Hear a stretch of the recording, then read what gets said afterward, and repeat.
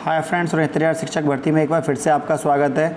और बची हुई जो 22,000 सीट है, इस पर ये उम्मीद लगाई जा रही थी, एक कयास लगाया जा रहा था कि आज संभवतः ये सीट जुड़ जाएंगी, लेकिन कहीं ना कहीं थोड़े जज साहब और थोड़ा वकीलों की वजह से इस पर फिर दोबारा से अगली तारीख लग गई और वो तारीख मिली है 5 अक्टूबर।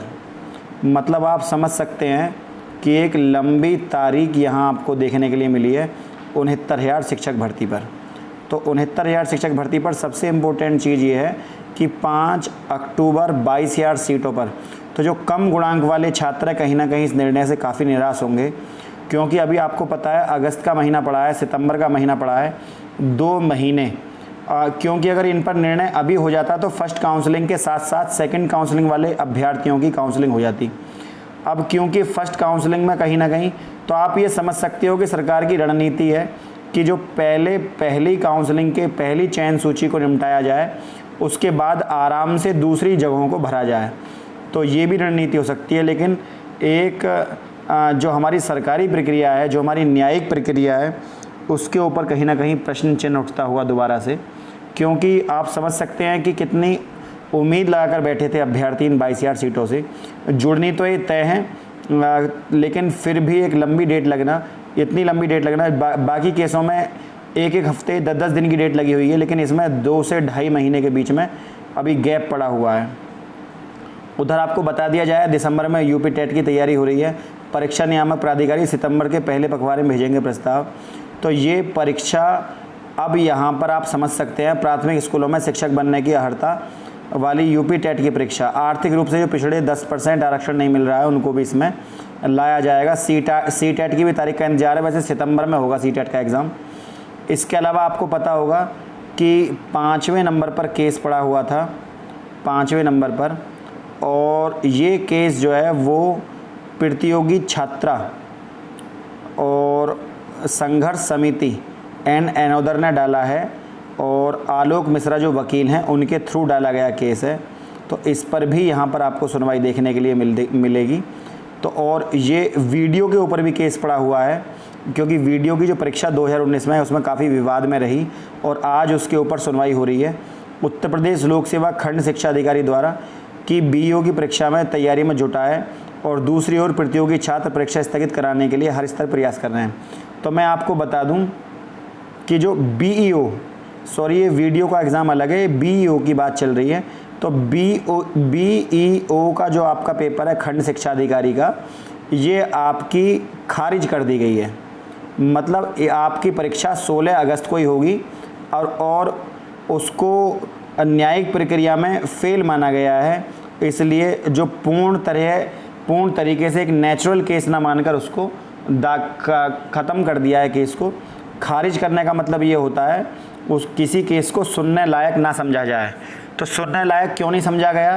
क्योंकि आपको बता दिया जाए कि जो उत्तर प्रदेश लोक सेवा आयोग है उसको पूरा अधिकार है कि वो अपनी परीक्षा कब ले। तो न्यायालय ने इसको साफ साफ मना कर दिया सुनने से, क्योंकि ये न्यायालय के अधिकार क्षेत्र में नहीं आता है, इसलिए न्यायालय ने इसको मना कर दिया। और जो यहाँ पर जो सुप्रीम बॉडी होती है परीक्षा कराने के लिए जिम्मेदार, चाहे वो पीएनपी है और चाहे वो कोई भी बॉडी है, लोक सेवा आयोग है, तो उत्तर प्रदेश लोक सेवा आयोग को यहाँ पर तरजीह ज़्यादा दी गई है। इसकी वजह से बीईओ की जो परीक्षा है खंड शिक्षा अधिकारी की, ये बीईओ की परीक्षा का केस, तो आपका एग्ज़ाम अब 16 तारीख को होगा। मास्क लगा के जाएँ, हाथ में सैनिटाइजर लगा के जब बैठें आप आराम से पेपर को दें। उधर बात करें सी टेट के बारे में, यूपी टेट और सी टेट के बारे में, तो प्राथमिक स्कूलों में शिक्षक बनने की अर्हता परीक्षा यानी यूपी टेट 2020 दिसंबर में कराने की तैयारी है। पिछले वर्षों में अगस्त माह तक प्रस्ताव तैयार किया जा रहा है, लेकिन इस बार कोरोना संकट की वजह से प्रक्रिया अब शुरू करने की रूपरेखा बन रही है। प्रस्ताव सितंबर के पहले पखवाड़े के शासन को भेज दिया जाएगा। इसका मतलब है 15 सितंबर तक। आवेदन की तादाद अधिक होने के आसार हैं। करीब 16 लाख परीक्षार्थियों ने आवेदन किया था लास्ट टाइम। इस बार कोरोना संक्रमण के कारण परीक्षा को लेकर असमंजस रहा है। बीएड परीक्षा होने के बाद सभी अपनी अपनी डेट यहाँ पर घोषित कर रहे हैं, सबको हिम्मत मिली है। लेकिन मैं आपको बता दूं उसमें भी 2 बच्चे कोरोना पॉजिटिव हो गए हैं। जो बीएड प्रवेश परीक्षा है उसमें भी 2 बच्चों को बुखार चढ़ गया है। तो कल सोशल मीडिया पर वो काफ़ी चर्चा में रहा उनका वीडियो। उधर सीटेट की तारीख का भी इंतज़ार है, तो सीटेट लगभग 15 सितंबर के आसपास मानी जा रही है तारीख, 15 सितंबर। दिसंबर में यूपी टेट की तैयारी जो मैंने आपको बताई है, क्योंकि 15 सितंबर को इसका प्रस्ताव भेजा जाएगा। तो और कुछ अभ्यर्थी यहाँ पर ये पूछ रहे हैं कमेंट बॉक्स में आके कि सर जो नई वैकेंसी निकलेगी, न्यू टीचर्स वैकेंसी, वो टेट के बाद निकलेगी या टेट से पहले?